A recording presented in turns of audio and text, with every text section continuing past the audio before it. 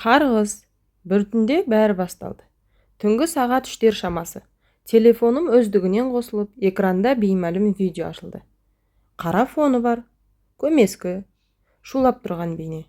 Бір әйел бейнесі. Жылап тұр. Сосын баяу бұрылып, маған тіке қарап, «Сен де көресің, мен не көргенімді» деді. Ол кезде бұл сөздерге мән бермедім. Бірақ сол түні ұйықтай алмадым. Қайта-қайта сол бейне көз алдыма келіп отырды. Таң ата интернеттен іздедім. Қарғыс атқан видео, бейтаныс әйел, жылап тұрған бейне. Іздей келе бір қызық дерекке тап болдым. Онда бір ауылда қарғыс тиген әйел жайлы баяндалған екен. Ауыл аты Қараоба. Ол жерде бұрын үлкен оқиға болған. Бәлкім, бәрі сол жерден басталған болар. Арада бірнеше күн өтті. Жұмыстан келсем, есігімнің алдынан бір қорап қойылыпты. Ішінде ескі хат, фотосуреттер және тозығы жеткен күнделік. Хатта: «Егер сен осыны оқып отсаң, демек, ол саған да келіп қойған» деп жазылған. Суреттердің бірінде жас келіншек, әдемі, бірақ көзінде бір түрлі мұң. Артқы фонда ескі шатыры құлайын деп тұрған үй. Күнделікті аштым. Күнделік иесі Айсәуле. 1983 жылы Қараоба ауылына келін болып түскен. Жас, білімді, қалада өскен. Күйеуі Ерасыл, малшы. Жазбаларында ауыл өмірі, күйеуімен арақатынасы туралы айтылған. Бірақ бір жазба ерекше. Мені біреу аңдып жүрген сияқты. Түнде терезенің ар жағынан сыбыр естіледі. Күйеуім айтсам, елестеген болмайды деп сенбейді. Бірақ менің ішім сезеді, бұл жерде бір сұмдық бар. Күннен күнге жазбалар қорқынышты сипат ала бастайды. Келіннің мінезі өзгереді. Бір күн ол ауыл молдасына барып көмек сұрамақ болады. Бірақ молда оны үйден қуып шығыпты. Сол күннен кейін ауылда сұмдық оқиғалар орын ала бастайды. Малдар өздігінен өліп, балалар түс көріп шошынып оянады. Ал бір түнде ауылдағы ең бай адамның әйелі жан тәсілім етеді. Себебі Айсәулені сиқырмен айналысты деп жала жауып, ауылдан қуып жібермек болған екен. Айсәуле қашып бара жатып ауыл шетінен тоқтап: «Менің ниетім жаман болған жоқ, бірақ сендер мені жынға теңедіңдер. Енді сендердің ұрпақтардың жыламасын десеңдер, осы түнді ұмытпаңдар». Ол сол жерден секіріп өзіне қол салады. Бірақ қызығы, денесі ешқашан табылмаған. Ол күннен бастап ауылда бірінен кейін бірі жұмбақ өлімдер орын алады. Ауыл толығымен босап қалады. Қазір Қараоба елес ауылы атанып кеткен. Сол оқиғадан 40 жыл өткен соң Айсәуленің бейнесі видео түрінде тарала бастайды. Лифтлерге, автобустарға жабыстырып қойған. Біреу оны таратып жүр. Бейнені көргендер жоғалып кетеді. Мен сол бейнені көріп қойған едім. Бастапқыда мән бермедім, бірақ кейін байқадым. Түнде жарығым өздігінен сөніп жөнеді. Қабырғада «Қайтар» деген жазу пайда болды. Телефонымдағы барлық фотода менің артымда бір әйел тұрады. Ол менің де соңымнан келіп жүрме? Бір түні түсімде Айсәулемен сөйлестім. Ол былай деді: «Маған ешкім сенбеді. Мен кінәлі емеспін, бірақ маған істеген зұлымдықтың жазасы қайтпай қалмайды.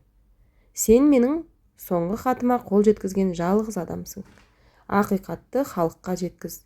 Сонда мен тыныштық табамын». Мен оянғанда үстелдің үстінде сол ескі күнделік жатты. Бұл енді түс емес еді. Қолым дірілдеп барып күнделікті аштым. Бетіндегі ескі сияның иісі бөлмеге жайылып, жүрегіме салқын шоқып тастағандай болды. Соңғы жазба кеше ғана жазылғандай анық еді. «Кешір мені, Айсәуле. Бұл қарғыс сенің өмірің емес, менің өткеніме тиесілі еді. Бірақ менің күнәмді сен арқаладың. Енді ақырғы үміт сол ескі үйдің артында. Менің сақтаған затым, оны тауып жерге берсең қарғыс үзіледі. Бірақ баруға батылың жетсе ғана». Тамағыма бірдеңе тығылып қалғандай болды. Сол сәтте көзім үйдің терезесіне түсті. Сыртта, дәл сол баяғыдай, тұман қалың. Бірақ бір айырмашылық бар еді. Үйдің жанында біреу тұр. Ол маған қарап тұрды. Ешқандай қозғалыс жоқ, тек көзқарасы ғана таныс әрі суық. Сол баяғы күнделікке түскен қара сиямен салынған жүз. Мен оны түсімде көргем. Және күнделіктің суреттердің бірінде де осы бейне бар болатын. Қарғысқа ұшыраған алғашқы әйелдің бейнесі. Менің арғы әжем. Қолыма күнделікті қайта алдым. Арғы бетінде тағы бір жазу бар екен. бұрын байқамаған сияқтымын. Әріптері қисық, бірақ оқуға болады. Егер оқып үлгерсең бәрі кеш емес, бірақ бір рет қана бара аласың. Кешіксең өзің қаласың.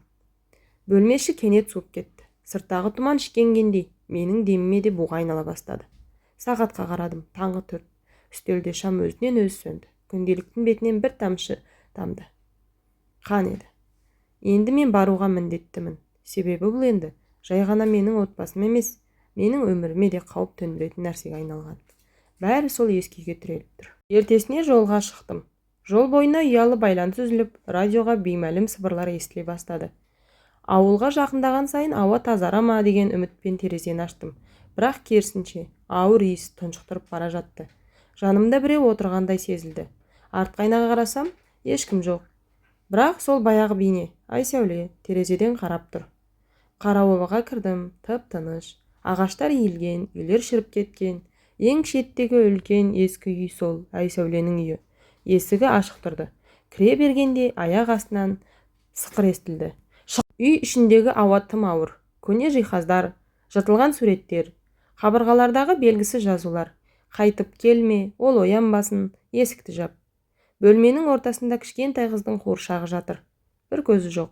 Ал қабырғада күнделікпен бірдей қолтаңбамен жазу бар. Есіктің артына қара. Жүрегім алып ұшып, едендегі ескі кілемді көтердім. Астында есік. Аштым. Төменге түсетін темір баспалдақтар.